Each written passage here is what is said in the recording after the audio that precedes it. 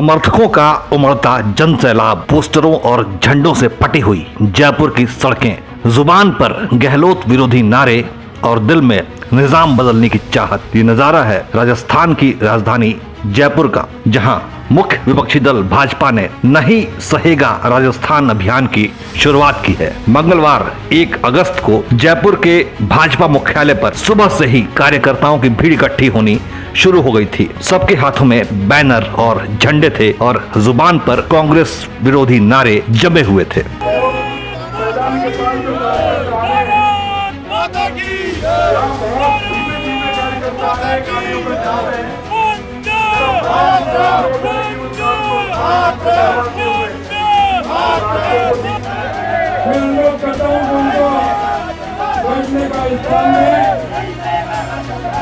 बहुत बड़ी संख्या में हमारी माता बहनें हैं।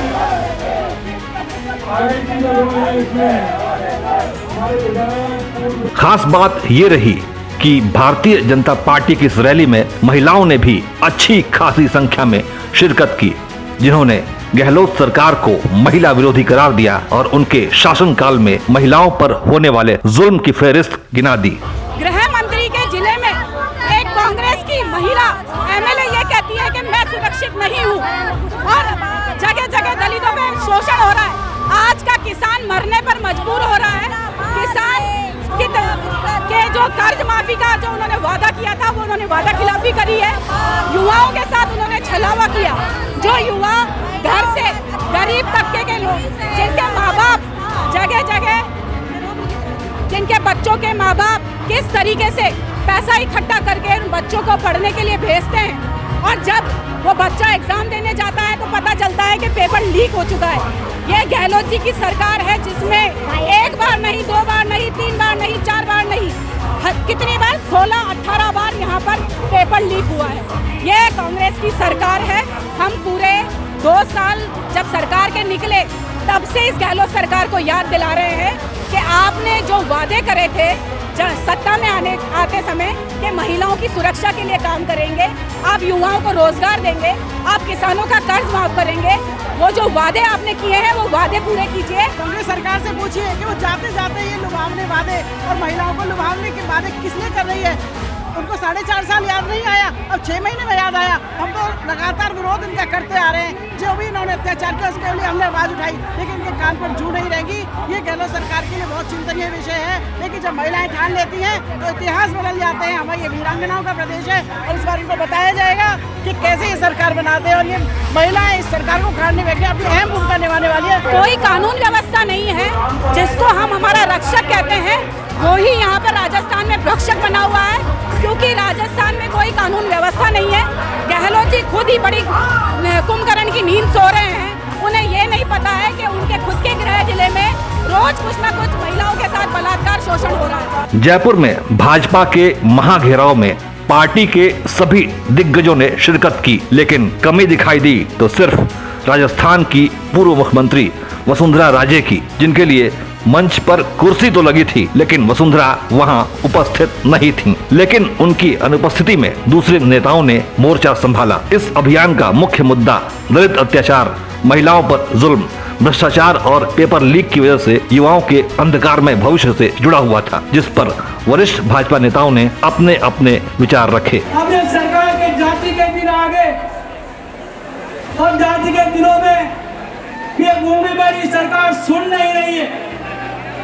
और एक जिस प्रकार से लाल डायरी का संसद में भी हमने आवाज उठाने का काम किया, संसद में हमने बात करने का भी काम किया, और अभी नेता प्रतिपक्ष ने जिस तरह से आवाज नारे लगाए, लाल डायरी कहाँ मिलेगी, नाथी तेरे बाड़े में, इस प्रकार के लाल डायरी का प्रकरण ये हम ही नहीं कर रहे, कांग्रेस के विधायक भी कर रहे, कांग्रेस के मंत्री भी कर रहे, और जो कांग्रेस के मंत्री बात करें उनको उसी दिन गाज भी गिर रही है।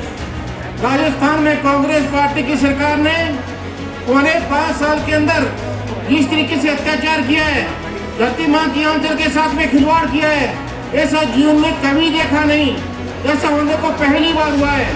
पौने 5 साल के अंदर बेरोजगारों को रोजगार नहीं, बहनों की इज्जत के साथ में खिलवाड़, हरिजनों पे अत्याचार, दलितों पे अत्याचार, ऐसा भी हुआ है तो पहली बार हुआ है। इसलिए मैं आपसे आग्रह करने के लिए आया हूँ कि आने वाला समय आपका है, आने वाला समय भारतीय जनता पार्टी का है। कि राजस्थान के कार्यकर्ता भाजपा के कार्यकर्ता नहीं बल्कि राजस्थान की जनता जाग उठी है और जो छल किसानों के साथ किया था, जो छल नौजवानों के साथ किया था, उसका बदला लेने के लिए आज राजस्थान का जवान और राजस्थान का किसान अवसर की तलाश में है। जब भी मौका मिलेगा वोट के कारण और हर प्रकार से इस अशोक गहलोत को उखाड़ करके फेंक देंगे। अभी कुछ समय पहले महिला मोर्चे ने भी थाली नाद करके सरकार को जगाने का प्रयास किया था।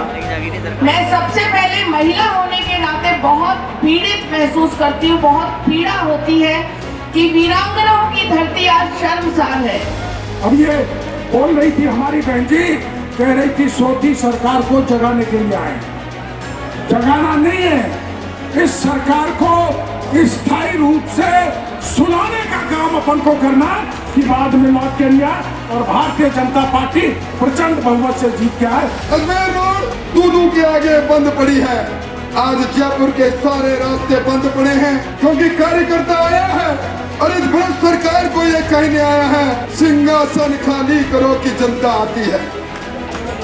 भाइयों, क्यों सहेगा राजस्थान? किस लिए सहेगा राजस्थान?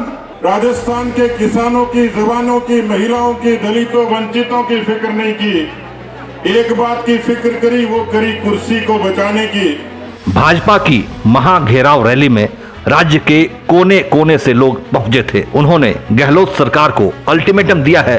राजस्थान में अगले 4 महीनों में चुनाव होने वाले हैं, जिसे देखते हुए सूबे में राजनीतिक गहमागहमी तेज हो गई है। भाजपा की महाघेराव रैली भी इसी सिलसिले की एक कड़ी है। राजस्थान के राजनीतिक इतिहास को देखा जाए तो वहां बारी बारी से भाजपा और कांग्रेस की सरकार बदलती रहती है, जिसे देखते हुए लगता है कि राजस्थान में इस बार भाजपा को शायद सरकार बनाने का मौका मिल सकता है। जयपुर से सात्विक उपाध्याय के साथ अंशुमान आनंद की रिपोर्ट।